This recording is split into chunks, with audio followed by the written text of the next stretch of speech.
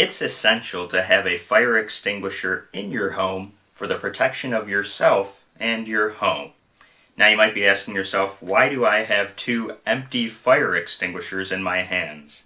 And the answer to that is, I'm not going to tell you.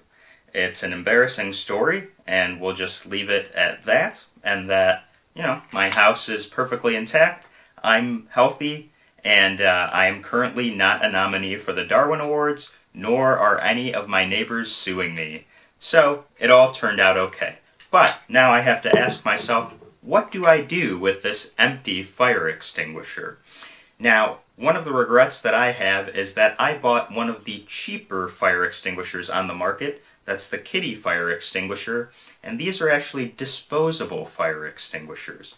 So when it is empty, you want to take it outside, push more of the pressure on it to make sure that all of the chemical for the fire extinguisher has gone out. Let it sit for a few days, then go ahead and do it again to ensure that all of the chemical is out. Everything is now empty in this fire extinguisher. And then you could go ahead and throw it in your garbage. But if you were familiar with me and my videos, I am not a fan of waste and just tossing into landfills. So you can go ahead and look up on the internet local recycling centers, call them or find out from their website if they accept fire extinguishers and the kind of metal for recycling. Ultimately, the landfill is going to sell this to recycling centers anyway, so you might as well beat the middleman, not try and mess up the landfill, and go to a recycling center to recycle this. But what is the much better approach in my mind, which I messed up, is to buy a rechargeable fire extinguisher. Now they are a bit more money.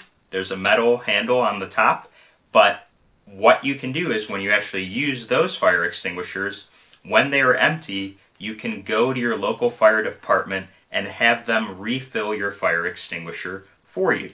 The fire department can also check to ensure that the fire extinguisher is in good shape and for use again, and that's really nice and the best way to kind of keep that same canister going for yourself for as long as possible.